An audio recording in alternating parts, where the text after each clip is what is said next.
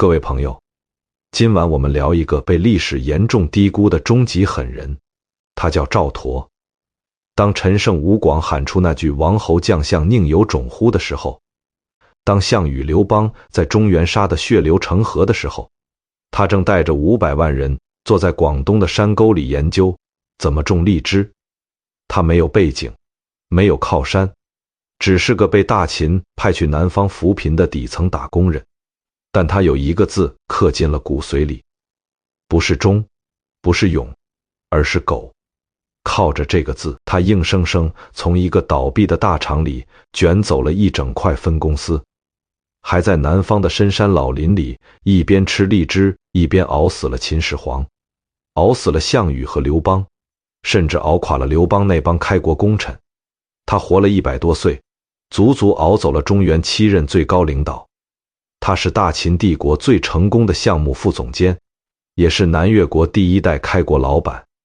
现在我们回到一切的起点，去看看这个毫无主角光环的少年是怎么在乱世的绞肉机里赚到第1桶金的。公元前240年左右，赵佗出生在赵国真定，那不是好时候，更不是好地方。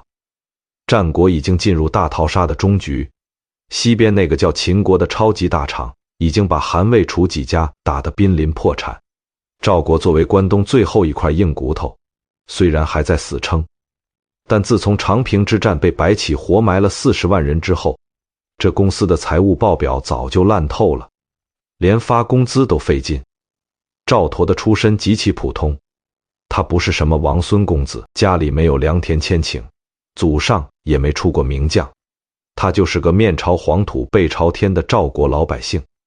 在这个人命比草芥的年代，他每天睁开眼想的唯一一件事，不是天下大事，而是今天能不能吃上一口饱饭，明天会不会被抓去当炮灰。命运的第一次暴击在他10多岁那年毫不留情地砸了下来。公元前228年，秦国大将王翦带着几十万黑甲大军，像泥石流一样撞碎了邯郸的城墙，赵国灭亡了。老板跑路了，高管投降了。对于10多岁的赵佗来说，天塌了。他亲眼看着平时作威作福的赵国贵族被秦军像拖死狗一样拖走，亲眼看着家乡的土地插上了秦国的黑水龙旗。一夜之间，他从赵国人变成了大秦治下的新秦人。这就是赵佗人生的第一课，在绝对的暴力面前，故国的忠诚一文不值，能活下去才是唯一的真理。作为一个刚被兼并的新秦人，赵佗面临着一个极其现实的生存选择：种地。秦朝的赋税能榨干人的骨髓，今天种地，明天就可能被拉去修长城，尸体直接填进土里。经商，秦朝重农抑商，做买卖的地位低下，还随时会被官府当成肥羊宰了。对于赵佗这种没背景没家底的底层年轻人来说，大秦帝国只给他留了一条能逆天改命的晋升通道。从军，商鞅定下的20等军功爵制是一个极其冰冷也极其公平的 KPI 系统。规矩很简单，上战场砍下一颗敌军首级就能升爵1级，赏田1顷，赐宅9亩，拿人头换首富。这就是秦军底层小兵的全部动力。赵佗咬了咬牙，拿起了刀，走进了秦军的新兵营。各位，千万别被电视剧里那种整齐划一的秦军方阵骗了，在底层当步兵，那特么就是真正的修罗场。上阵杀敌不是你在游戏里点鼠标，对面是跟你一样红了眼想活命的6国士兵。长矛捅过来的时候，肠子和内脏会流一地，战车碾过去的时候，人直接变成肉泥。更可怕的是，你不仅要防对面的敌人，还得防自己人。在那种按人头计功的变态制度下，一颗人头就是一套房。赵佗在战场上亲眼见过2个秦军士兵为了抢一颗脑袋，在死人堆里互捅刀子。他也体会过把一颗还在滴血散发着腥臭味的敌人手机死死拴在自己腰带上，一边闻着血腥味，一边继续肉搏的那种极度恶心与恐惧。在这台庞大的绞肉机里，赵佗悟出了他这辈子最重要的职场哲学：苟住。他打仗敢拼，但绝对不当那种只知道闭眼往前冲的莽夫。冲得太猛，第一个死的就是你；躲得太靠后，监军的刀子就会砍掉你的脑袋。赵佗学会了在战场上察言观色，他知道什么时候该跟着大部队冲锋抢人头，什么时候该找个尸体堆躲过敌人的强弩齐射。他不求一次砍10个脑袋当孤胆英雄，只求每次出征都能带回一个合规的 KPI， 然后全虚全伪地活下来。就这样一刀一枪一步一个血脚印，赵佗不仅从新兵营里活了下来，还凭借着积攒的人头，慢慢洗脱了赵国降民的嫌疑，升到了秦军的中层将领。他完成了人生最艰难的原始积累。在职场上，光会干活是不够的，你还得遇到一个懂你，能提拔你的好领导。赵佗的运气不错，他遇到了生命中最重要的大贵人任嚣。任嚣可不是一般人，他是大秦军方里实打实的资深宿将，战功赫赫，威望极高。像任嚣这种级别的大区总经理，什么猛将没见过？秦军里那种力拔山兮气盖世的猛男一抓一大把，但他最头疼的也是这种猛男，因为猛男往往脾气大，不听劝，一上头就容易把整个项目带进沟里。任嚣需要的是那种脑子清楚、办事牢靠、能兜底，最重要的是情绪稳定的中层骨干。他看中了赵佗。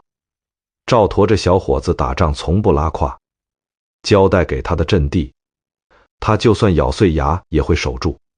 更难得的是，他从不贪功冒进，后勤账目算得清清楚楚，手底下的人也被他管得服服帖帖。这不就是最完美的项目执行副手吗？10几年的军旅生涯，赵佗死心塌地跟着任嚣混，任嚣指哪他打哪，从来不抢风头，有什么黑锅还能帮领导扛一扛。这种上下级之间建立起来的绝对信任是极其坚固的。任嚣知道，只要把后背交给赵佗，就绝对不会被捅刀子。而赵佗也清楚，跟着任嚣这棵大树，自己在秦军这片深水区里就不会被不知名的暗流给淹死。但他们俩谁也没想到，大秦帝国接下来交给他们的一项新任务，差点把他们连同几10万秦军全都送进了地狱。时间来到了公元前221年，咸阳宫里的那位大老板嬴政终于把6国全扫平了，天下归一。老板改了个极其霸气的名字，秦始皇。按理说这下总该消停了吧，总该发年终奖分房子了吧。想得美，老板的野心是无穷的。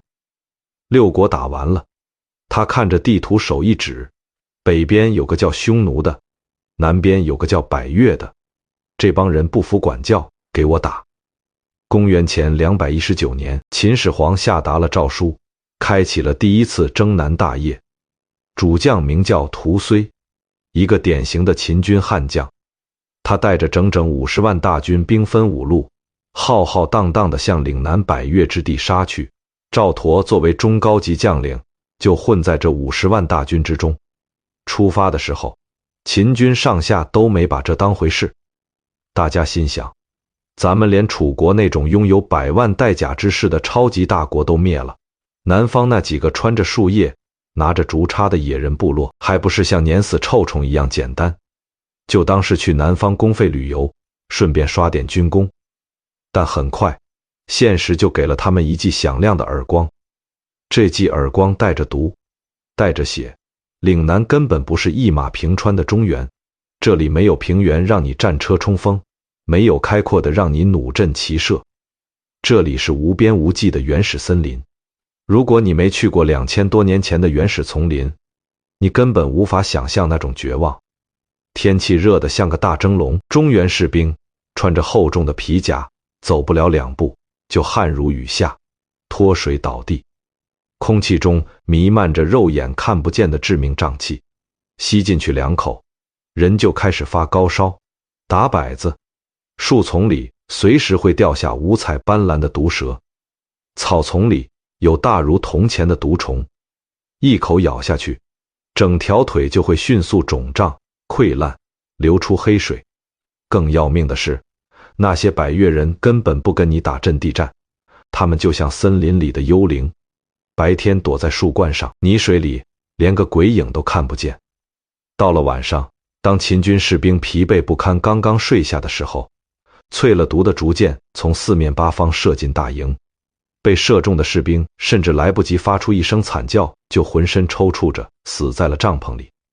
主将屠睢怒了，他用秦国那一套最残酷的军事镇压方式来对付百越，下令烧毁越人的村庄，滥杀被俘的部落首领，试图用纯粹的暴力和恐怖把这片土地给犁平，但这适得其反。屠睢的残暴彻底激怒了所有原本松散的百越部落，他们团结了起来，选出了自己的首领，和秦军展开了不死不休的游击战。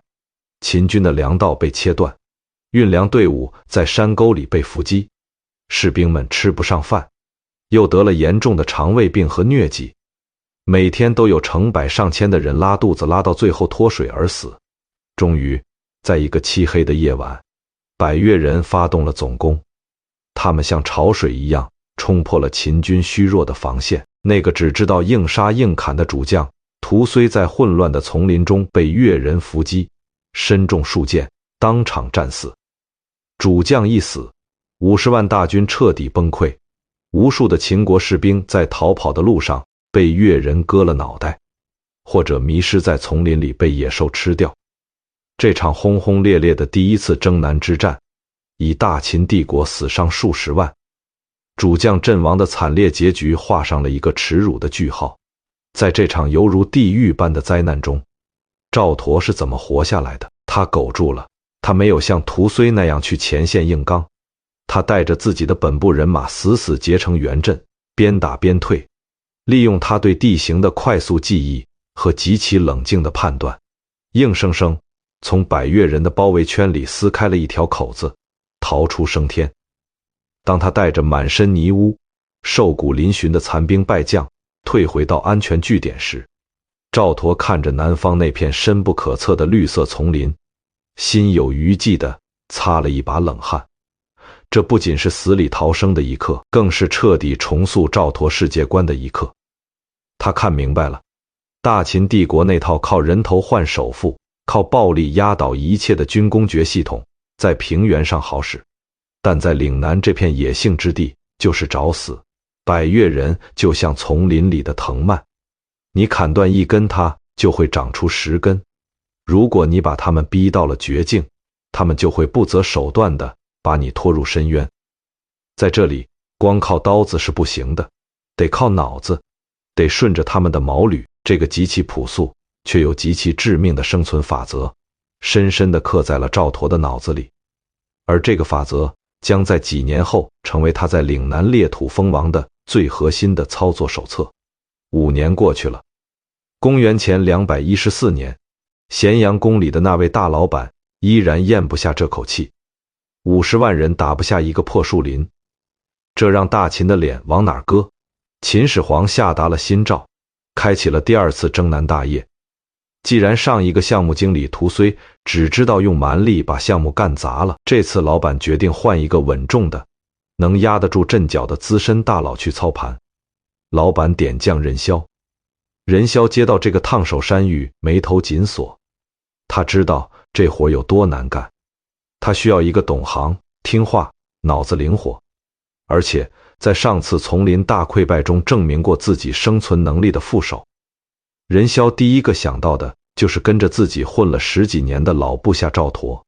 赵佗收拾东西，跟老夫再去一趟南方。任嚣把委任状拍在赵佗的桌子上，赵佗看着那份委任他为副将的文书，如果放在现代职场，这叫什么？这就叫老板让你去接手一个刚死过前任总监、烂得不能再烂的海外烂尾项目，这绝对不是个好差事。但对于体制内的打工人赵佗来说，他没得选，军令如山，而且能跟着老领导任嚣去当副手，至少比跟着别人当炮灰强。末将领命，赵佗开始打包自己的行囊。此时他大概30多岁，正值壮年。他骑在马上，跟在任嚣的战车后面，带着新补充的大军，再次踏上了向南的漫漫征途。他回头看了一眼北方的中原大地，那里有他老家的黄土，有他奋斗了半辈子的军功。赵佗以为这只是一次艰苦的海外出差，等南方搞定了，他还能拿着更丰厚的奖金回到咸阳去买套更大的院子。他绝对不会想到，他这一转身就再也没有回过中原。他更不会想到，那片曾经差点要了他命的瘴气丛林，即将成为他躲避中原末日核爆的终极避难所。命运的齿轮在这一刻发出了极其刺耳的摩擦声。大秦帝国最偏远也最狗的一个分公司即将挂牌营业。熟悉大秦历史的人都知道，当年秦始皇统一6国后，手里攥着2张绝世王牌，一张是蒙恬带着的30万长城军团在北边吃沙子砍匈奴，另一张是任嚣和赵佗带着的50万南征大军在南边钻树林打百越。历史跟这2支大军开了一个极其残酷的黑色玩笑。10几年后，大秦总公司破产，北边那30万精锐跟着帝国一起在巨鹿的绞肉机里灰飞烟灭，连主将蒙恬都被逼得喝药自尽。而南边这50万人呢，他们就像是突然被拔了网线，集体在史书上失踪了。他们既没有回中原救驾，也没有被起义军消灭。这50万拿着秦军志士长戟的关中汉子，永远地留在了岭南，成了今天很多广东、广西人的直系祖先。但各位千万别开上帝视角，对于公元前214年刚刚踏入这片原始丛林的赵佗和那50万士兵来说，他们脑子里根本没有什么开创100年基业、繁衍子孙后代的宏大叙事。当他们闻到空气中那股刺鼻的腐叶味道时，心里只有一个最迫切、最卑微的念头：在这片被中原人称为绝地的鬼地方，怎么才能活到明天？公元前214年，秦始皇下达了第2次征南的诏书，任嚣当主将，赵佗当副将。有了前任主将屠睢被越人乱箭射死的前车之鉴，任嚣和赵佗彻底换了打法。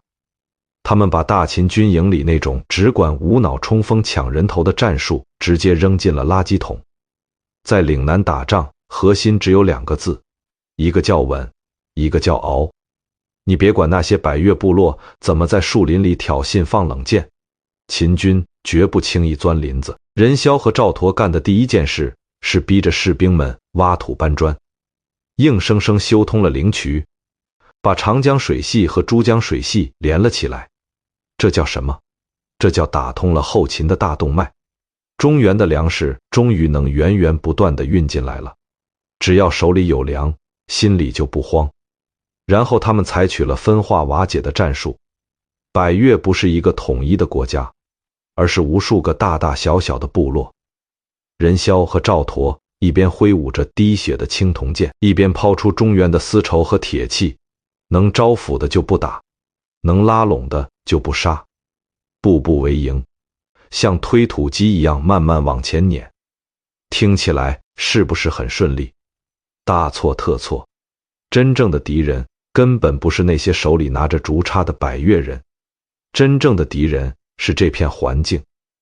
各位朋友，那可是2000多年前的广东和广西，不是现在有空调、有早茶、有摩天大楼的一线城市。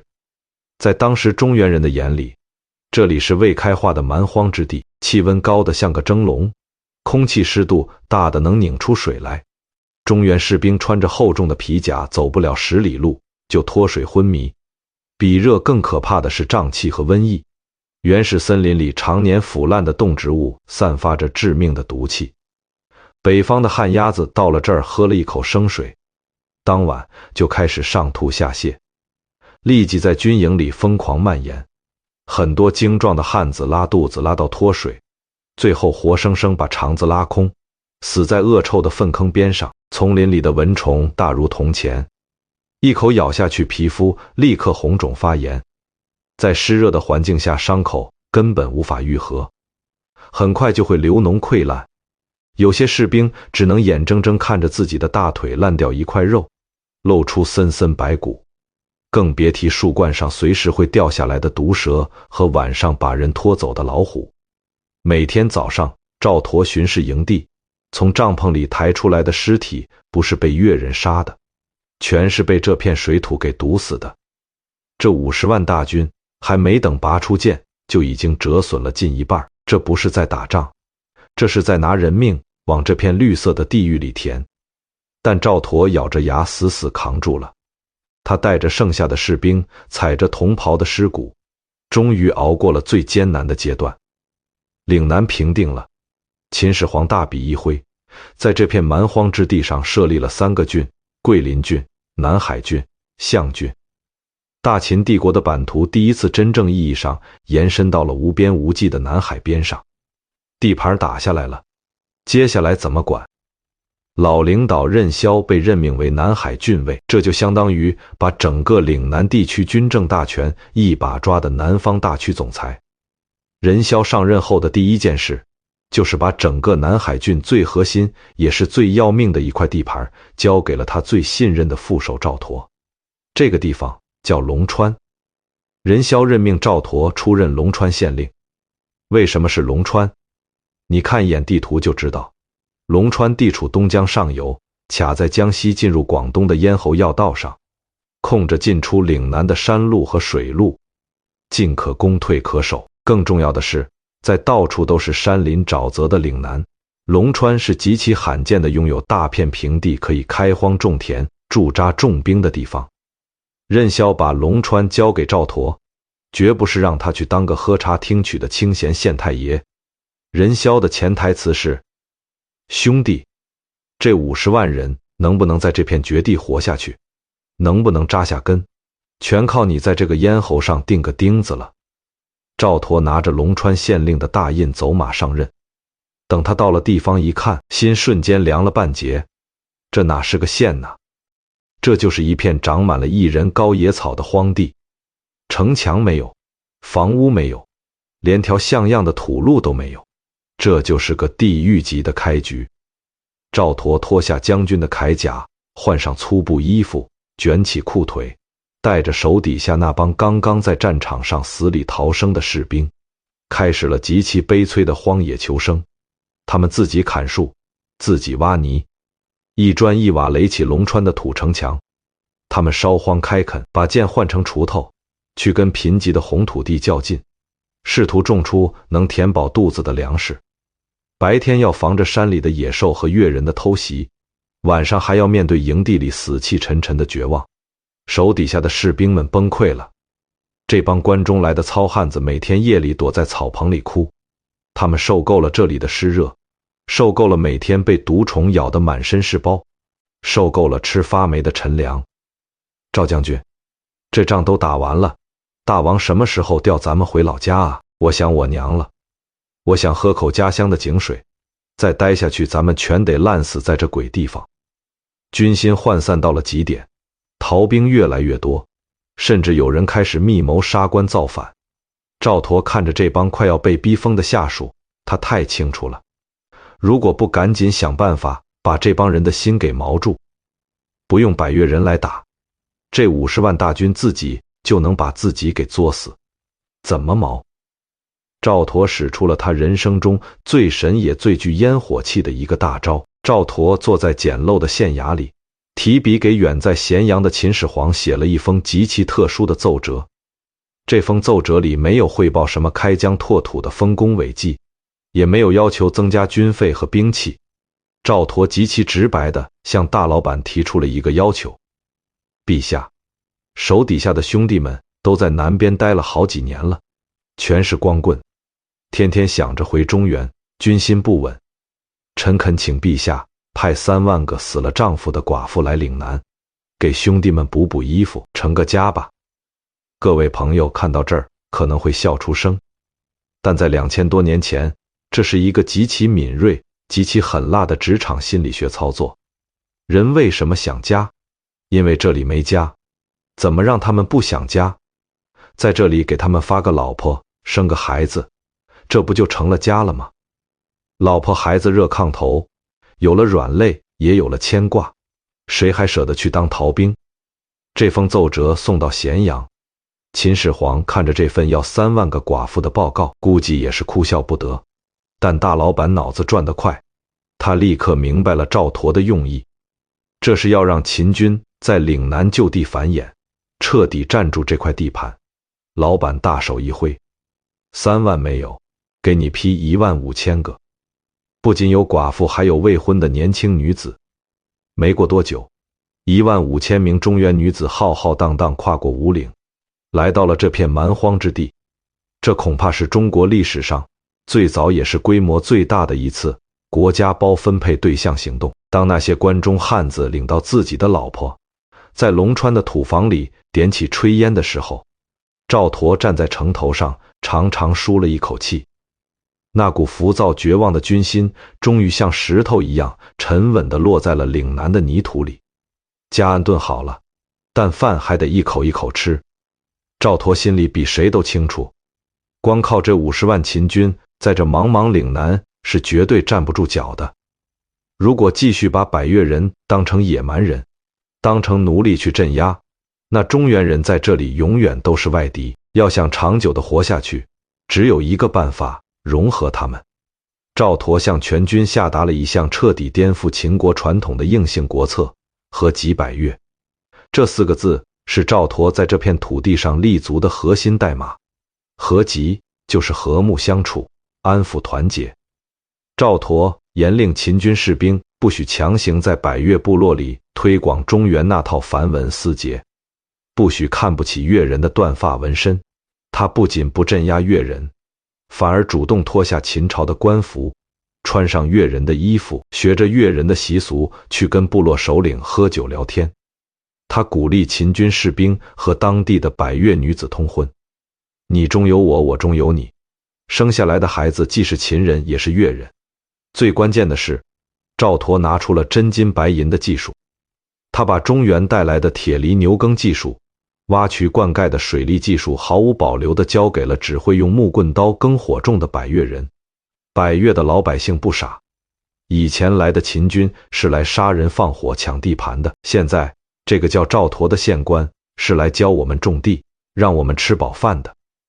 这不仅化解了仇恨，更是从经济和血缘上把秦军和百越人彻底绑在了一起。在龙川当县令的这几年，赵佗完成了他人生中最重要的一次转型。他从一个只会拿人头换军功的杀人机器，变成了一个懂得平衡、懂得安抚、懂得长远布局的地方诸侯。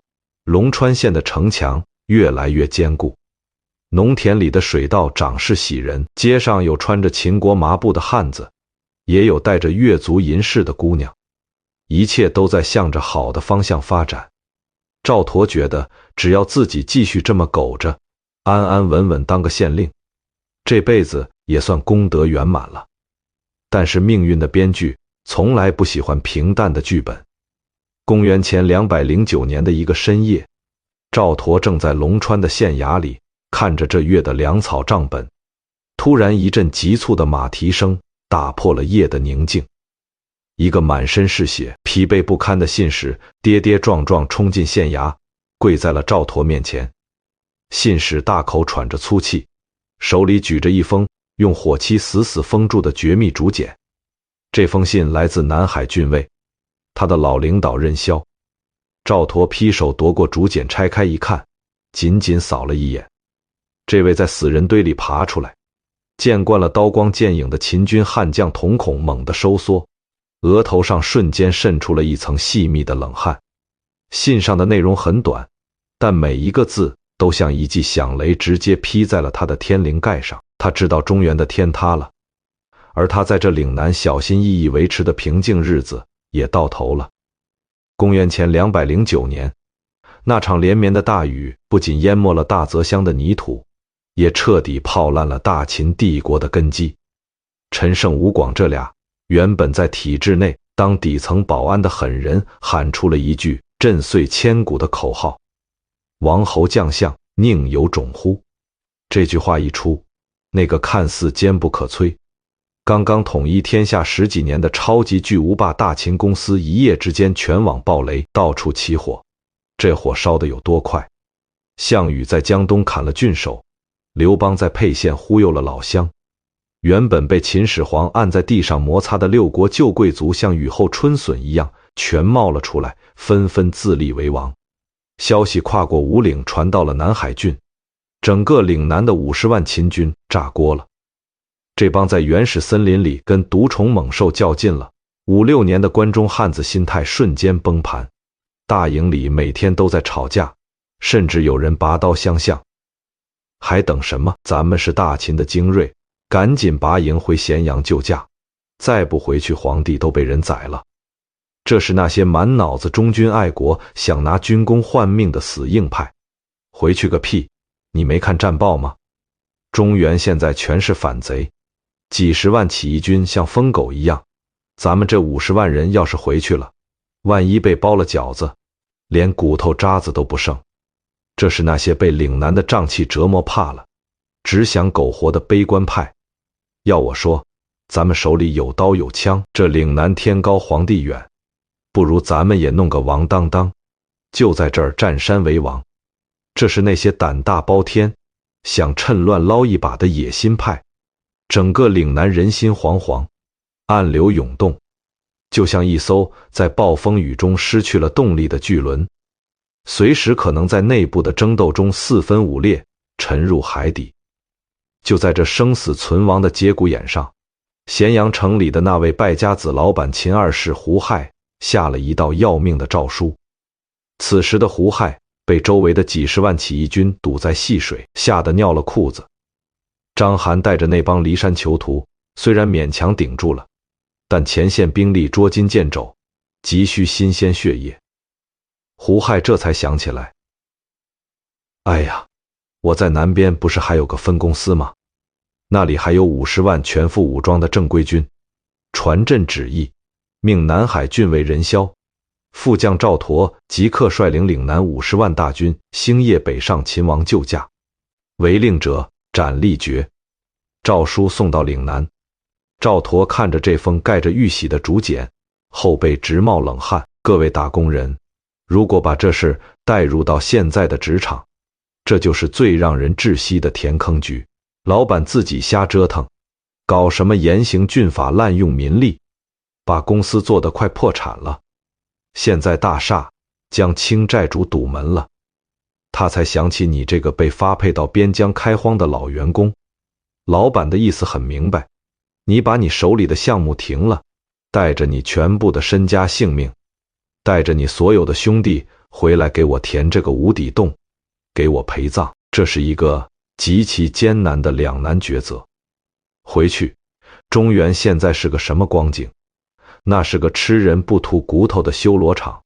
项羽破釜沉舟，把大秦最精锐的长城军团在巨鹿打得灰飞烟灭。刘邦像个老狐狸一样在关中步步紧逼。这50万岭南秦军如果真回去了，不仅长途跋涉疲惫不堪，而且大概率就是去给大秦帝国殉葬。那30万长城军团的下场就是前车之鉴，不回去那就是抗旨，是谋逆。如果大秦挺过了这关，虽然希望渺茫，但在当时谁也说不准。事后清算起来，赵佗和这50万兄弟绝对是诛九族满门抄斩的死罪，进也是死，退也是死。赵佗站在命运的十字路口，他那一直秉持的狗字哲学面临着一生中最大的考验。就在这个时候，那个唯一能拍板，能决定这50万人命运的老领导任嚣出事了。南海郡尉任嚣病重了，常年在岭南这种恶劣环境下操劳，加上中原大乱带来的极度焦虑，这位身经百战的大秦粟将终于走到了生命的尽头。任嚣躺在番禺的病榻上，呼吸微弱，他知道自己过不了这一关了，但他闭不上眼睛，因为这50万兄弟的命，这片刚刚有了一点人样的岭南土地，还悬在半空中。他把赵佗紧急叫到了床前，赵佗跪在床边，看着这位提携自己、护佑自己10几年的老领导骨瘦如柴的样子，眼圈红了。任潇屏退左右，用极其微弱却又极其清晰的声音对赵佗说出了一番足以震碎中国历史，也彻底改变赵佗一生的话。赵佗啊，你听着，秦魏无道，天下苦之，中原已经乱成一锅粥了，豪杰并起叛秦自立，大秦没救了。这句话从一个大秦高级将领嘴里说出来是极其大逆不道的，但这恰恰证明了任潇看清了历史的底牌。他紧紧抓住赵佗的手，继续说道：我们南海郡僻在东南，番禺这个地方靠山面海，东西数千里，有险可守，而且我们这里还有不少中原带来的读书人和懂管理的人才。听我的，不要回去送死，你立刻带兵堵住横浦关、阳山关、赶西关这3条通往中原的要道，闭关自守，千万别让中原的乱兵打进来，我们自己在这里立国。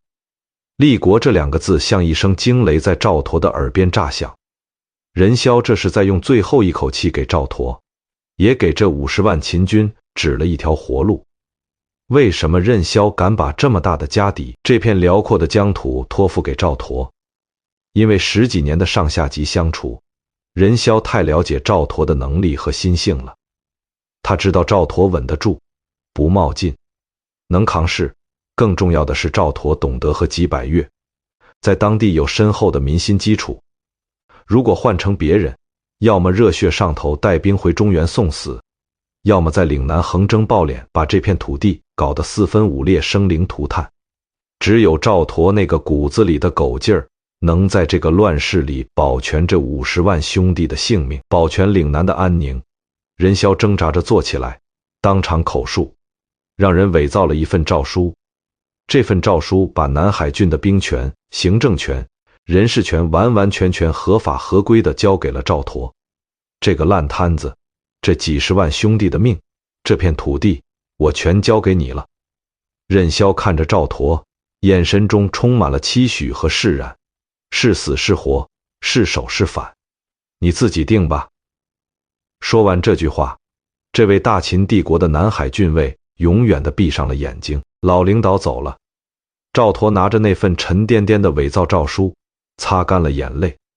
他没有时间悲伤，他知道现在他手里捏着的是50万人的命，是一场豪赌的筹码。赵佗立刻展现出了他作为项目副总那极其狠辣和果断的一面。他下达了接管南海郡后的第1道死命令，传我将令，即刻封锁横浦关、阳山关、西关，切断一切与中原的联系。任何人没有我的命令，不许进也不许出，违令者杀无赦。这3道关口是5岭之上连接中原和岭南的咽喉要道。赵佗这是在物理层面上彻底斩断了岭南50万秦军回家的退路，也把中原的战火死死挡在了大山之外。但是门关上了，家里还不安静。南海郡的各个县里还有不少朝廷派来的或者是对大秦死忠的官员，这些人就像一颗颗定时炸弹，如果他们不听号令，或者在背后搞破坏，赵佗的闭关锁国计划瞬间就会破产。赵佗心里门清，慈不掌兵，这个时候讲不得什么同僚情谊，他使出了雷霆手段，找了各种各样的借口，比如贪污、玩忽职守，甚至直接安上莫须有的罪名，把那些不听话的、有可能忠于秦朝的朝廷命官全部杀了。人头滚滚落地，鲜血染红了番禺的街道。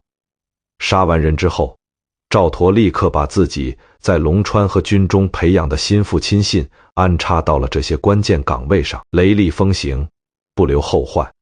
整个南海郡从上到下，从军队到地方政府，彻彻底被赵佗清洗了一遍，变成了他绝对的一言堂。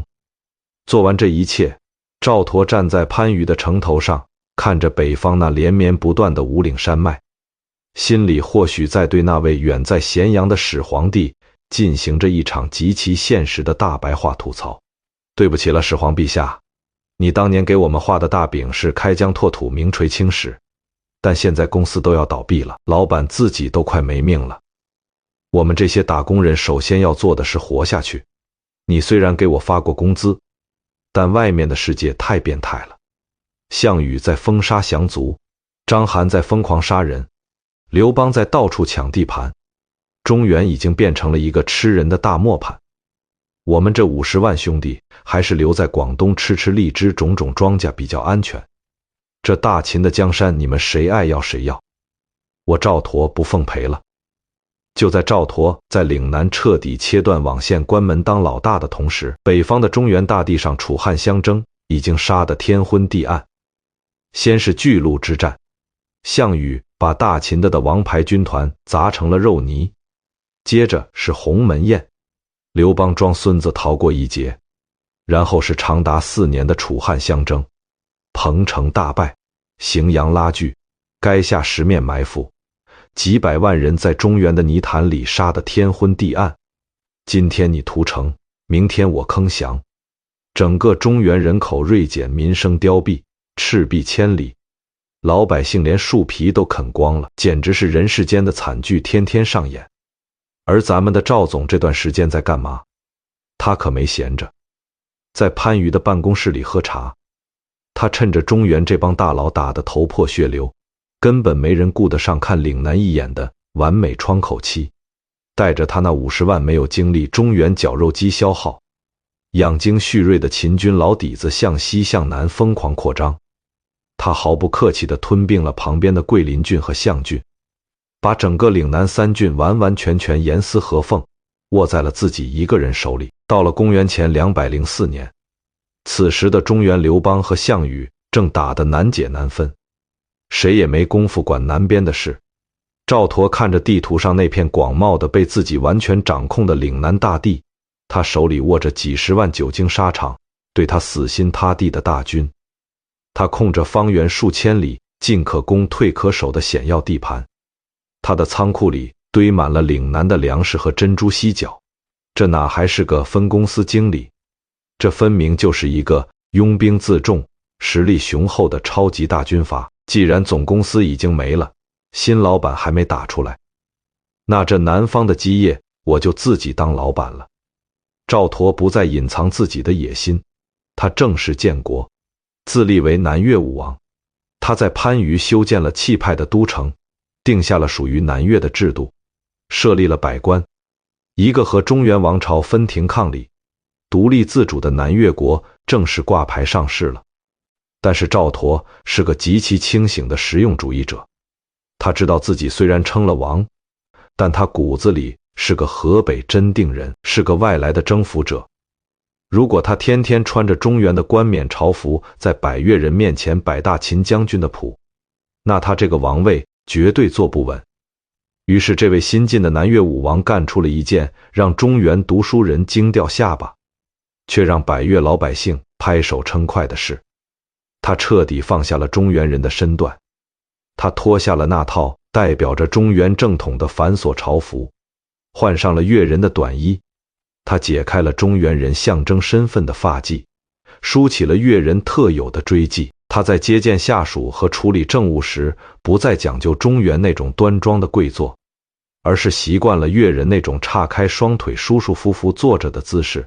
从外表到生活习惯，赵佗彻底把自己变成了一个地地道道的南越人的王。这可不是简单的入乡随俗，这是一种极其高明的政治表态。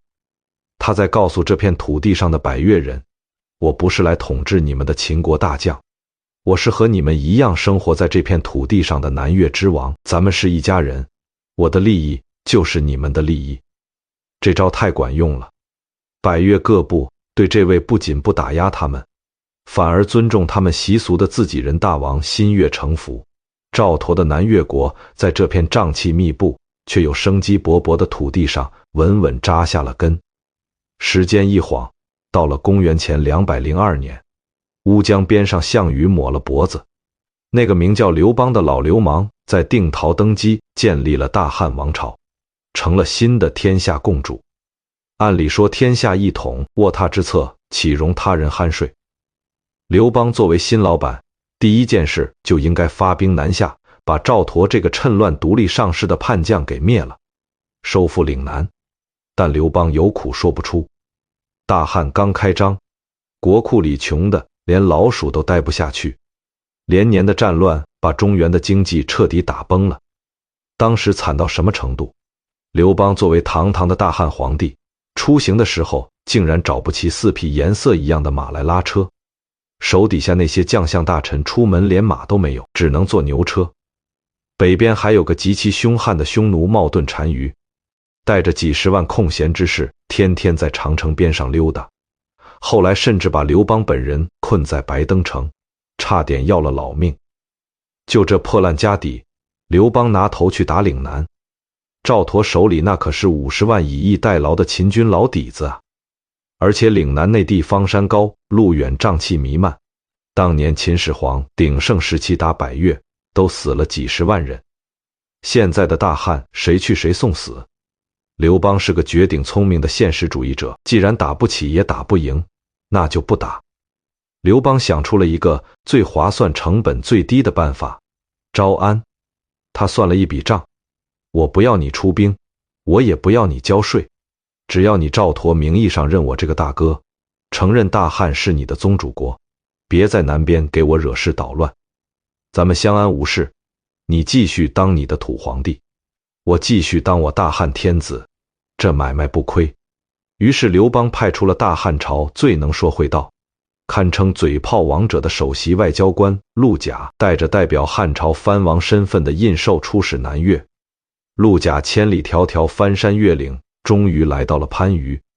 他本以为赵佗作为一个中原出身的将领，见到大汉天子的使者，就算不痛哭流涕的谢恩，至少也得恭恭敬敬行个君臣之礼。但他想错了。赵佗在番禺的王宫里接见陆贾时，那场面简直是给大汉使者的脸上狠狠抽了一巴掌。赵佗根本没穿汉服，他头上梳着越人的锥髻，身上穿着越人的衣服，最要命的是他的坐姿，他既没有站起来迎接，也没有按照中原的礼仪正襟危坐，而是像个当地的部落酋长一样，极其傲慢地岔开双腿坐在那里。在古代中原的礼仪中，积聚是一种极其无礼、带有强烈侮辱性质的坐姿。这分明是在告诉陆贾，我在岭南当王当得好好的，什么大汉天子，我不认识你算老几？陆贾一看这架势，火腾的一下就上来了。这位大汉名嘴根本没被赵佗的兵马和傲慢吓住，他指着赵佗的鼻子，连草稿都不打，就是一顿极其犀利、刀刀见血的降维暴击。赵佗，你本是中原人，你的祖宗坟墓在真定，你的亲戚兄弟都在老家，现在你倒好，不仅忘了自己的根，竟然还敢背弃中原的礼仪，穿着蛮夷的衣服，用这种傲慢的态度来迎接大汉天子的使者。你凭着这区区南越之地就想跟大汉天子抗衡，你怕是不知道死字怎么写吧？陆贾深吸一口气，继续施压。秦朝倒行逆施，天下诸侯并起，我们大汉皇帝刘邦仅仅用了5年的时间就平定了天下，诛灭了项羽，这不是人力，这是天命所归。皇帝念在你治理岭南有功，不忍生灵涂炭，特意派我来封你为南越王。你不仅不感恩，还在这里装大爷。你信不信天子一旦震怒，随便挖几座真定的祖坟，再派个10万大军过来，南越的老百姓一害怕，直接把你杀了投降大汉，那简直是易如反掌。这番话恩威，并施加枪带棒，不仅点出了赵佗的软肋，还展示了大汉的肌肉。你猜赵佗听完这顿臭骂是什么反应？他暴怒了吗？他拔刀要把陆贾砍了吗？完全没有。赵佗听完陆贾的话，原本那副傲慢不逊、岔开双腿的姿态，瞬间消失得无影无踪。他就像一个被家长训斥了的小孩，霍地一下从席子上跳了起来。他赶紧整理好衣服，换成恭敬的站姿，对着陆贾连连鞠躬道歉。哎呀，使者息怒，使者息怒！老夫在这蛮夷之地待得太久了，天天跟这帮不懂规矩的人混在一起，早就把中原的礼仪给忘了。刚才失礼了，实在是太失礼了。您大人有大量，千万别跟我一般见识。看看赵佗这反应速度，这变脸的技术，这就是赵佗能在这个乱世里活成活化石的最核心原因。他极其清醒，极其务实。他刚才装傲慢是为了试探汉朝的底线，也是为了在百越手下面前立威。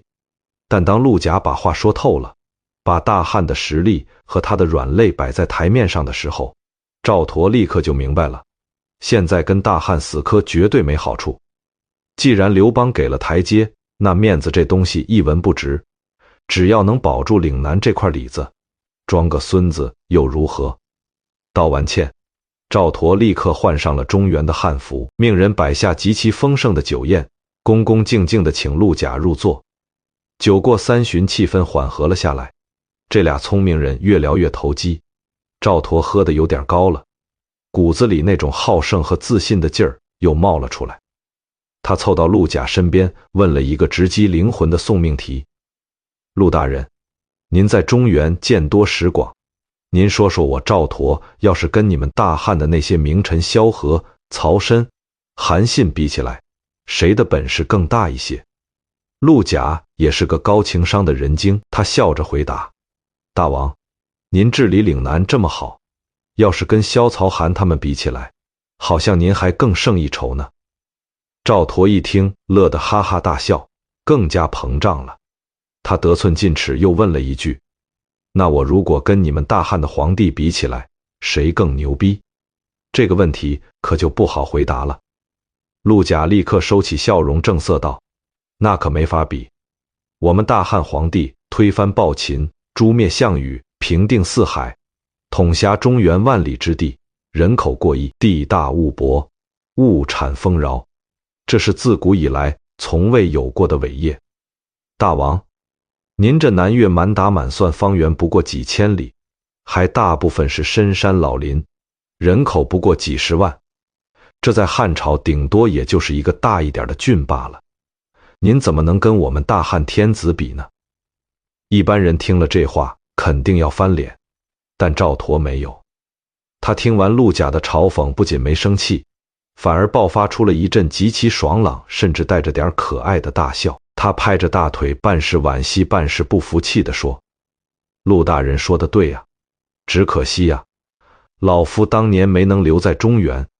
要是老夫当年也留在中原，跟你们那个皇帝刘邦一起争夺天下，这大汉的江山最后归谁还真不一定呢。这句话狂妄无赖，但又透着一种极其通透的自信。我不跟你争了，我认怂，但我心里觉得我并不比你们老板差，我只是没赶上好时候罢了。这种能屈能伸、不端着、看透了权力本质的性格，让陆贾也忍不住在心里暗暗佩服。这场充满火药味开局的谈判，最终在一场其乐融融的酒局中完美收官。赵佗高高兴兴地接受了刘邦赐予的南越王印绶，南越国正式成为了大汉帝国的藩属国。双方开放了边境关口，开启了和平的边境贸易。中原的铁器传入岭南，岭南的特产运往北方。表面上看刘邦赢了面子，收服了南方，但实际上赵佗赢了里子。他名义上是汉朝的藩王，对汉朝称臣纳贡，但实际上只要关起门来，在这五岭以南的广袤土地上，他赵佗依然是那个说一不二、大权独揽的土皇帝。他成功的在这个疯狂的乱世中，为自己和那50万士兵，乃至为整个岭南的百姓，买下了一份最长久、最安全的和平保险。但是这好日子没过多久就到头了。公元前195年，刘邦在平定英布叛乱时受了箭伤，没过多久就驾崩了。他的儿子汉惠帝刘盈是个软柿子，没当几年也郁郁而终。大汉帝国的最高权力彻底落入了一个女人的手里，一个以铁腕、冷酷和狠辣著称的女人——吕后。如果把大汉帝国比作一家总公司，南越国是南方分公司，刘邦在的时候实行的是包干到户的松散管理，分公司只要不造反，总公司就不闻不问，给你充分的自主权。但吕后上台后，管理风格直接来了个180度的大转弯。吕后是个控制欲极强，眼里容不得半点沙子的女强人。她看着赵佗在南方拥兵自重，不仅不按时打卡汇报工作，还经常跟周边的少数民族称兄道弟，心里那叫一个不爽。你一个外派的分公司总经理，手里捏着50万大军和那么大地盘，凭什么在外面当土皇帝？我大汉的江山必须全由我吕家人说了算。吕后决定要把赵佗的脖子掐住，把南越的权力收回来。但他没有直接派兵打，因为他知道岭南那地方太偏远，强攻不划算。他使出了一招极其阴毒，可以说是釜底抽薪的狠招——经济封锁和贸易制裁。吕后下达了一道严厉的制裁令：第一，禁止汉朝的商人将任何铁器农具卖给南越；第二，即使是卖牛马羊等牲畜，也只能卖公的，绝不许卖母的。各位，这2条禁令可不是简单的贸易摩擦，这是要对南越国进行降维打击和绝户计。岭南当时的生产力本来就比中原落后一大截，没有中原的铁器，南越的农民怎么开荒种地？工匠怎么制造兵器？甚至老百姓家里的铁锅破了，连补锅的铁片都买不到。更狠的是第2条，只卖公畜不卖母畜，这就意味着南越国根本无法自己繁育耕牛和战马。等这一批公牛公马老死之后，南越的农业生产和军事运输将彻底瘫痪。吕后的目的很明确，我不打你，我把你困在原始社会，让你自己慢慢饿死烂掉。赵佗接到这个消息头都大了，但他毕竟是个老江湖，深知大汉帝国的实力，他不想因为一时的意气用事毁了这几十万人辛苦建立的基业，于是他决定先礼后兵，走外交途径。他连续派了3波使者，带着南越的特产，卑辞厚礼前往长安求见吕后，意思是我们之前跟高祖皇帝约好了和平共处，这铁器和牲畜对我们太重要了，您高抬贵手解除封锁吧。结果呢，吕后不仅连见都没见这些使者，甚至还极其霸道地把这3波使者全部扣押在了长安，一个都不准回去。不仅扣留使者，吕后还干了一件直接把赵佗逼上梁山，也是中国人最无法忍受的恶毒之事。他派人去了赵佗的老家赵国真定，让人把赵佗祖宗的坟墓给挖了，把赵家的宗族祠堂给毁了，甚至把赵佗留在中原的宗族亲属全部抓起来杀了头。至于赵家在老家的田产房屋，全部被官府抄没充公。消息传回番禺，赵佗所在的王宫里死一般的寂静。那位平时总是笑呵呵、能屈能伸的南越王，此刻脸色铁青，浑身发抖。他那双在死人堆里滚出来的眼睛里燃烧起了熊熊的怒火。吕雉，你欺人太甚！赵佗彻底怒了。当年高祖皇帝在的时候给我封王，跟我称兄道弟，平等相待。一个头发长见识短的妇人篡权乱政也就罢了，竟然敢对我搞经济封锁，扣我使臣，还挖我祖坟，杀我族人。你真当我是没脾气的软柿子可以随便捏吗？老子不干了！公元前183年，赵佗在番禺的朝堂上当着满朝文武的面，公然撕毁了汉朝颁发的南越王印绶，他发表了一篇极其霸气，甚至可以说是猖狂的独立宣言：吕后乱政，天下不服。我本大秦将领，南平百越，保境安民。今日起，我南越脱离汉朝管辖。紧接着，赵佗做出了一个震惊天下的举动，他宣布正式称帝，自号南越武帝。你吕后不是说我是你的藩王，低你一等吗？好，老子现在不跟你玩这套了，我现在也是皇帝，我跟你平起平坐。赵佗不仅在名号上僭越，在所有的礼仪规制上也全面向汉朝天子看齐。他出行乘坐着只有汉朝皇帝才能坐的黄乌左马车。他发布的命令不再叫教，而是改称只有皇帝才能用的制和诏。南越国彻底摘下了大汉藩属的帽子，变成了一个完全独立，甚至敢于和大汉帝国分庭抗礼的南越帝国。光喊口号不行，还得有实际行动。既然你吕后搞我，那我也不能客气。赵佗立刻调集南越的大军，主动出击，向北越过五岭，攻打汉朝的长沙国。南越军如狼似虎，连着攻下了长沙国的几个县城，抢了一大片地盘和物资，狠狠出了一口恶气。消息传回长安，吕后气得拍碎了桌子，好一个赵佗，竟敢反叛称帝，还敢打我大汉的疆土！传令，派大将军周造率领大军南下，给我踏平南越，活捉赵佗。汉朝的大军浩浩荡荡出发了，但是这支由北方士兵组成的军队很快就遇到了当年秦军南下时一模一样的噩梦。当汉军抵达岭南边界的南岭时，正值南方的酷暑，致命的湿热和毒瘴像一道无形的城墙，死死挡住了汉军的去路。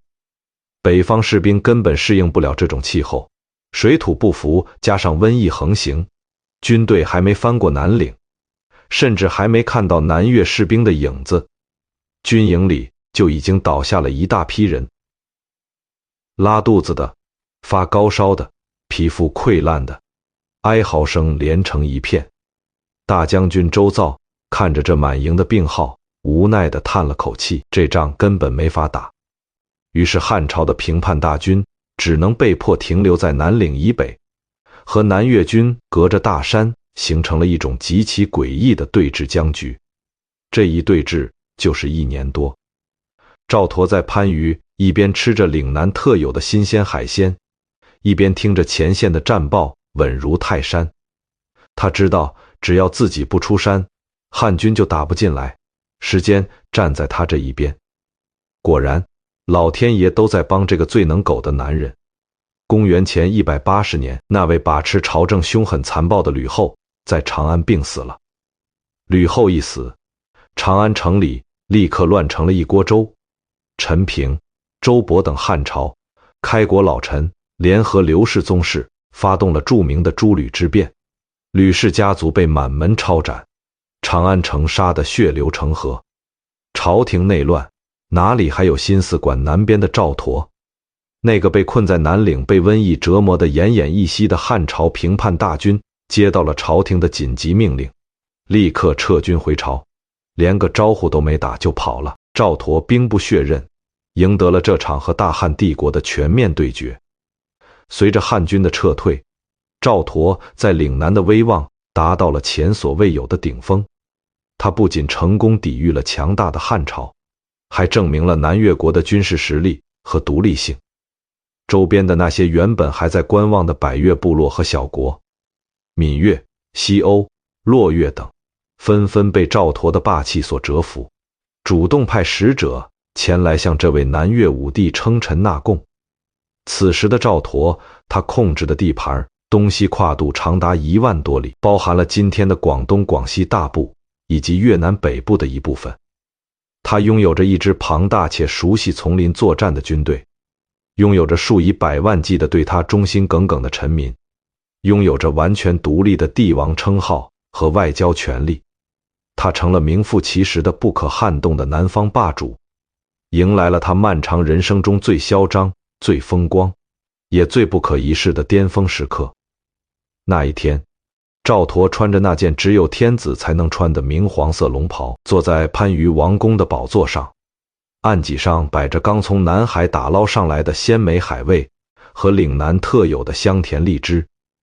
他听着手下汇报长安城里诸吕之乱的血腥杀戮，听着那些曾经高高在上的汉朝权贵们如何互相倾轧，人头落地。赵佗端起酒杯，轻轻抿了一口，看着北方，发出了一声极其不屑却又带着几分通透的冷笑：折腾吧，你们就在中原那个粪坑里继续折腾吧。这天下终究是属于活得最久的人的，但是出来混总是要还的，尤其是当你遇到了一个比你还能忍，比你还懂人心，手段比你还高明的真皇帝时，你唯一的选择就是老老实实低下那颗骄傲的头颅。长安的内乱终于结束了，那些曾经跟着刘邦打天下的开国功臣们，陈平、周勃等，在诛灭了吕氏一族后，为了找一个听话好控制的新老板，把目光投向了那个远在北方苦寒之地，一向低调的几乎没有存在感的大王刘恒。于是刘恒被引入长安，登上了大汉帝国的最高王座，这就是历史上鼎鼎大名的汉文帝。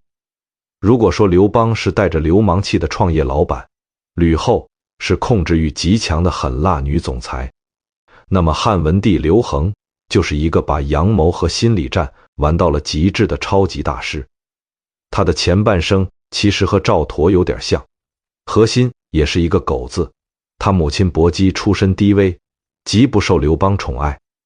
刘恒在偏远的代国当了10几年的边缘王爷，在吕后那种动不动就把人做成毒杀诸侯王的恐怖统治下，刘恒靠着装怂隐忍，与世无争，奇迹般的活了下来，最后竟然捡漏当上了皇帝。所以汉文帝比任何人都懂什么是隐忍，什么是人性，什么是以退为进。当这位新皇帝坐稳了江山，把目光投向南方那个自称南越武帝的赵佗时，他没有像吕后那样暴跳如雷，更没有喊打喊杀。汉文帝太清楚了，赵佗是个成精的老狐狸，手里有几十万大军和坚固的地盘，打仗那是下策。大汉刚刚经历了内乱，国库空虚，老百姓需要休养生息，劳民伤财去打岭南，就算打赢了也是一地鸡毛，对付这种老家伙不能来硬的。汉文帝微微一笑，决定用一种极其温柔却又极其致命的诛心之术，让赵佗自己乖乖的把那个帝字给抠下来。汉文帝的第一套连招没有落在赵佗身上，而是落在了赵佗的老家真定。当年吕后把赵佗的祖坟给刨了，把赵家的祠堂给平了，这可是不共戴天的死仇。汉文帝上台后干的第一件事就是下达诏书，重修赵佗祖先的坟孙，不仅要修得漂漂亮亮，汉文帝还专门设置了守墓的人家，规定1年4季必须按时献上最高规格的祭祀。接着是第二招，汉文帝派人四处寻访，找到了那些当年侥幸逃脱吕后屠刀的赵佗留在中原的兄弟亲戚。汉文帝不仅没有清算他们，反而给他们加官进爵，赏赐了无数的金银财宝、田地宅院。吕后当年怎么苛待你们家，我刘恒今天就加倍的补偿你们。这是什么？这是把天大的人情硬生生砸在了赵佗的脸上。最后是第三招，也是最实在的一招。汉文帝下令把之前吕后派去攻打南越，还驻扎在长沙国边境的那些大汉军队全部撤回。我不仅给你面子，我还给你里子。我把抵在南越脖子上的刀撤了，释放了最大的和平诚意。这3招打完，整个天下的舆论瞬间倒向了汉文帝这一边，所有人都觉得大汉天子简直是仁慈到了极点，宽宏大量到了极点。在这个完美的道德高地下，汉文帝抛出了最后的杀招。事情铺垫好了，得找个人去收网。汉文帝想起了当年那个凭着一张嘴就搞定赵佗的老头陆贾，于是这位大汉的外交天花板再次出山，带着汉文帝的一封亲笔信，第二次踏上了前往番禺的道路。当陆贾把那封信递到赵佗面前时，这位不可一世的南越武帝展开竹简。这封信的内容简直就是古代公关和心理战的教科书。信写得极其恳切，姿态放得极低，但每一句话都像是一把温柔的小刀，直戳赵佗的心窝子。汉文帝在信里是这么写的：南越王赵佗阁下，我是汉朝新上任的皇帝，我知道你受委屈了。当年高皇帝给你封王，大家亲如一家。后来吕后那个老太婆掌权，她老糊涂了，听信了谗言，搞什么经济封锁，还挖了你的祖坟，这事干得太缺德了。我代表大汉向你道歉。你因为生气，为了自保在南方称了个帝，我完全理解，不怪你，这都是吕后逼的。但是啊，老哥哥，你看现在天下太平了，你我都称帝，这就意味着天上有两个太阳，这名分上说不过去啊。而且两个皇帝并立，下面的人难免会互相猜忌摩擦，到时候真打起来，刀剑无眼，受苦的不还是咱们两边的老百姓吗？何必呢？现在我已经把你的祖坟修好了，你的兄弟亲戚我都给安排了高官厚禄，边境的军队我也撤了，咱们还是像高皇帝那时候一样和好如初吧。你把那个帝的称号去了，咱们互通贸易，岭南的事情，我刘恒向你保证，全交给你管，大汉朝廷绝不干涉，你要的我都给你了，你看着办吧。赵佗看完这封信，这位活了快80岁，见惯了尸山血海和阴谋诡计的南越霸主，竟然当着陆贾的面老泪纵横。他为什么哭？是被汉文帝的仁慈感动了吗？有一点，但更多的是后怕，是深深的折服。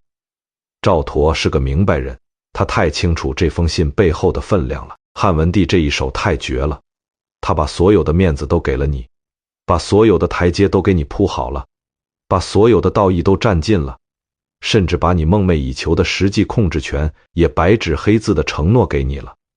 如果你赵佗在这个时候还要硬刚，还要继续顶着那个武帝的帽子不放，那意味着什么？意味着你不识抬举，意味着你为了虚荣主动挑起战争，意味着你不顾岭南百姓的死活，你将彻底站在大汉帝国乃至整个天下道义的对立面。更关键的是，赵佗心里门清，南越国再大，地形再险要，也绝对耗不过已经从内乱中恢复过来，正在休养生息的大汉帝国。汉文帝这是给了他一个完美的台阶，他要是不赶紧顺着台阶下来，后面等着他的绝对不是吕后那种小打小闹，而是汉朝雷霆万钧的全面军事打击。到时候不仅这大好的基业保不住，连老赵家的最后一点血脉都要断送。好厉害的手段，好可怕的后生。赵佗擦干了眼泪，没有丝毫犹豫，立刻展现出了他作为顶级打工人最核心的素质，能屈能伸，极致的务实。他当场下达命令，脱下皇帝专用的黄乌左车驾，废除代表皇帝身份的服饰和礼仪，去掉南越武帝的称号。然后他伏在案前，给汉文帝写了一封姿态极度卑微，甚至可以说是肉麻的回信。在这封著名的回信报文帝书中，赵佗把自己的姿态低到了尘埃里。蛮夷大长老夫陈陀妹死在拜上书皇帝陛下，我这个蛮夷之地的老朽，大汉的臣子赵佗冒着死罪给皇帝陛下磕头了。老夫之前都是被吕后那个老太婆欺负得太惨了，一时糊涂才僭越称了帝，那其实就是老夫自己在蛮夷之地关起门来，和这帮没见过世面的人过家家图个乐呵罢了。老夫哪里敢真的跟大汉天子抗衡啊？现在陛下如此宽宏大量，老夫愿意立刻去掉帝号，永为大汉藩臣，按时进贡，为大汉守好南大门，绝无二心。这封信写的可以说是把面子彻底撕下来，扔在地上，任由汉朝踩。但赵佗在乎吗？他根本不在乎。在这场交锋中，赵佗展现了他一生中狗的最高境界。他的核心逻辑极其清晰：我要大汉给我面子和里子，我不叫皇帝改叫大王，我少块肉吗？我半两肉都不会少。我对你大汉朝称臣，按时交点荔枝珍珠当贡品，给足你天子面子。但是只要关起门来，在这吴陵以南的广袤土地上，我赵佗依然是那个说一不二、大权独揽的地下皇帝。我该怎么过日子还是怎么过日子，我该怎么发号施令还是怎么发号施令，我的里子一点都没有丢。回想一下中原那些所谓的英雄豪杰，陈胜吴广为了那点虚名死了，项羽为了衣锦还乡的面子乌江自刎了，韩信、彭越、英布这些异姓王为了争夺权力，最后哪个不是身死国灭、满门抄斩？他们争了一辈子的虚名和义气。而我赵佗呢？我不当那个出头鸟，我不争那个要命的虚名，面子归你，里子归我。只有活得久，只有把实实在在的权力握在手里，才是真正的赢家。随着这封极度卑微的回信送到长安，汉文帝非常满意，大汉和南越之间的关系再次雨过天晴，重修旧好。从那以后，汉朝和南越之间几十年再也没有发生过战争，边境的关口重新开放，商贸繁荣，百姓安居乐业。而赵佗也终于可以安安心心的在番禺的王宫里继续他那漫长而又逍遥的土皇帝生涯。大汉帝国的风起云涌也与他无关了，他唯一需要面对的敌人只剩下了时间，危机解除了。从那以后，赵佗在岭南彻底开启了他那段堪称中国历史奇迹的超长待机岁月。他用一种极其恐怖的生命力，向全天下证明了一个最朴素也最无解的政治真理：在权力的游戏里，活得久才是最大的政治资本。只要你不死，你的敌人就会被你熬死，你的竞争对手就会被你熬成骨灰，甚至连你的顶头上司也会换了一茬又一茬。汉文帝刘恒是个好皇帝，但他的身体不太好，当了23年皇帝后就驾崩了。他的儿子汉景帝刘启继位。汉景帝在位期间，中原又出大事了。为了削藩，引发了著名的七国之乱。吴王刘孔带着几个刘姓诸侯王浩浩荡荡起兵造反，中原大地再次战火连天，打得血肉横飞。这时候的赵佗在干嘛？他依然在番禺的王宫里吃着鲜甜的荔枝，喝着早茶。外面的世界打得天翻地覆，跟他有半毛钱关系吗？没有。他连看热闹的兴趣都懒得装。他恪守着当年对汉文帝的承诺，绝不掺和中原的任何烂事，安安稳稳做他的南越王。他知道只要自己不动，中原那帮人打出脑浆子来也波及不到岭南。七国之乱平息了，汉景帝也老了，最后也驾崩了。大汉帝国的龙椅上迎来了一位震古烁今的狠角色——汉武帝刘彻。各位朋友，咱们来算一笔极其魔幻的时间账。赵佗是什么时候出生的？战国末期的赵国。他什么时候当的秦军将领？秦始皇统一六国的时候。他一个人亲眼看着这天下走马灯似的换了多少个最高统治者？秦始皇、秦二世、汉太祖高皇帝刘邦、汉惠帝刘盈、吕后、汉文帝刘恒、汉景帝刘启，一直熬到了汉武帝刘彻登基，足足7个中原的最高统治者。当年那个在秦始皇的阅兵方阵里可能连脸都露不出来的小将领，现在如果秦始皇活过来看到他，估计都得尊称他一声活祖宗。这就叫历史的活化石。但是长寿不仅是资本，也是一种极其残忍的惩罚。当一个人活得太久，久到超过了人类正常的生理极限时，他就要承受一种常人无法理解的极致的孤独。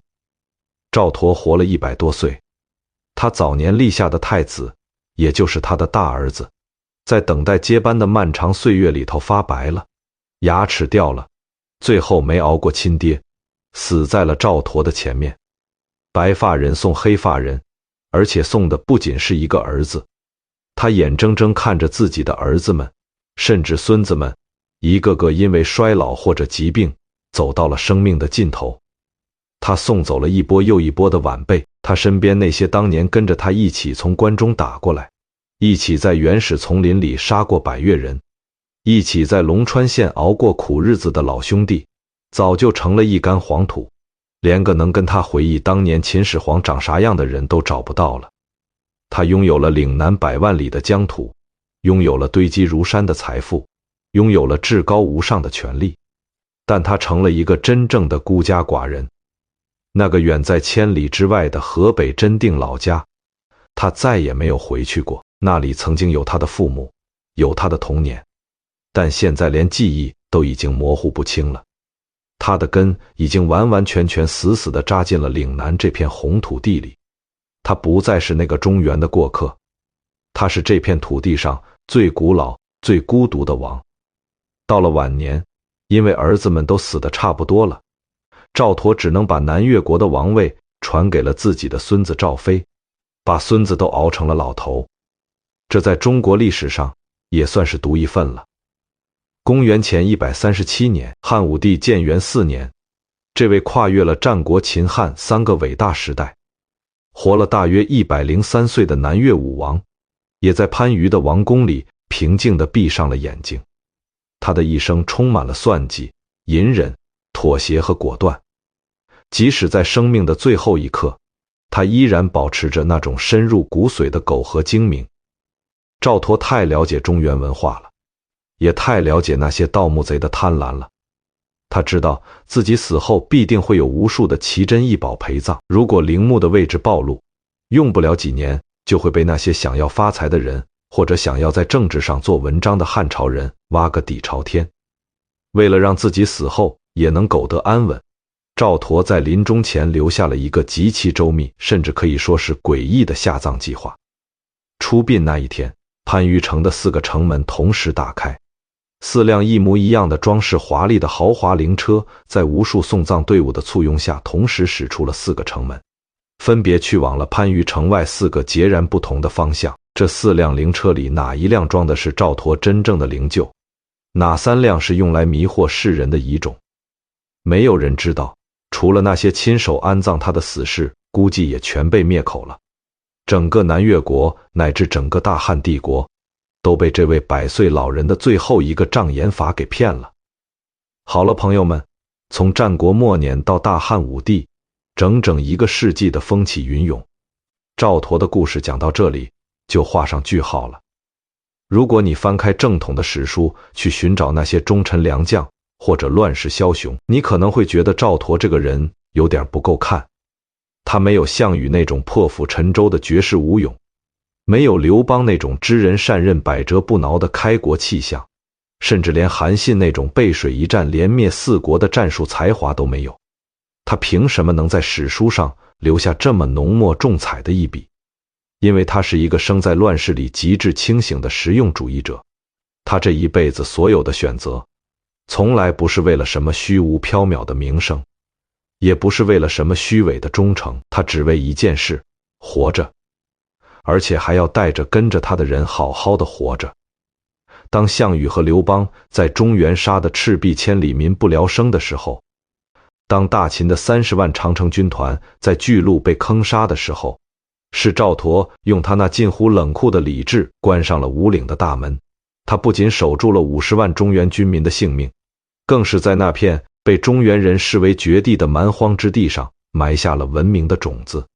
他带来了中原先进的农业、冶铁、水利技术，带来了中原的礼乐和文字，让曾经遍布瘴气、只有刀耕火种的两广之地，逐渐变成了富庶的鱼米之乡。他用一种最温和也最有效的方式，让岭南真正意义上融入了中华文明的版图。他是岭南开发的真正奠基人，是两广地区当之无愧的人文始祖之一。这就是赵佗不可磨灭的历史功绩。历史书上写满了王侯将相的轰轰烈烈，写满了英雄豪杰的刀光剑影，但赵佗用他103年的漫长寿命，用他横跨1个世纪的人生智慧，告诉了我们一个极其朴素的道理：在疯狂内卷甚至要拿命去拼的时代里，有时候不瞎折腾，不成匹夫之勇，能屈能伸，活下去，熬下去，才是最大的赢家。2000多年过去了，沧海桑田改朝换代，那座曾经繁华的番禺城已经变成了今天高楼林立车水马龙的国际大都市广州。在这个漫长的历史长河中，无数的考古学家和盗墓贼都在寻找着赵佗的陵墓。1983年，在广州越秀山的象岗山上，工人们在施工时意外挖开了一座极其奢华的古墓。这座墓里出土了震惊世界的文帝行洗金印，以及那件精美绝伦的丝缕玉衣，还有无数的国宝级文物。当考古学家满怀激动地进入墓室时，他们发现这座墓的主人并不是赵佗，而是他的孙子，也就是南越国的第2代王南越文帝赵飞。孙子的墓都已经如此奢华，那么作为开国之君，统治了岭南近70年的赵佗本人，他的陵墓里究竟埋藏着多少令人啧舌的绝世珍宝？至今，这依然是中国考古史上的一个未解之谜。也许赵佗的陵墓就藏在广州的某座山丘之下，也许他早就随着珠江水沉入了深不可测的海底，又或许这位精明了一辈子的老人用一种我们至今无法理解的方式将自己彻底隐藏了起来。他就这样带着他长达1个世纪的传奇，带着他关于大秦帝国的最后记忆，带着那无数的珍宝和秘密，永远的安稳地埋入了岭南那片炽热的红土中。当我们把视线拉回中原，当老板刘邦在未央宫里大摆庆功宴，给那些跟着他打天下的开国功臣们论功行赏的时候，谁能想到短短几年后，这些曾经的生死兄弟一个个都成了黄权的眼中钉、肉中刺。韩信、彭越、英布最终都落得个身死国灭、惨绝人寰的下场。而此时的赵佗呢，在岭南那片郁郁葱葱的荔枝林里，他正吹着海风，吃着海鲜，喝着小酒，享受着真正的岁月静好。他在岭南岁月静好的时候，大汉的朝堂里那些功勋卓著的功臣们早就踏入了另一种绝望的死局。所以各位打工人，命硬不如狗的稳。在充满算计和压力的职场里，没有那么多平步青云的内卷奇迹，只有好好活着，不被淘汰的长久从容。退一步海阔天空，忍一时风平浪静。只要你还在牌桌上，你就有赢的希望。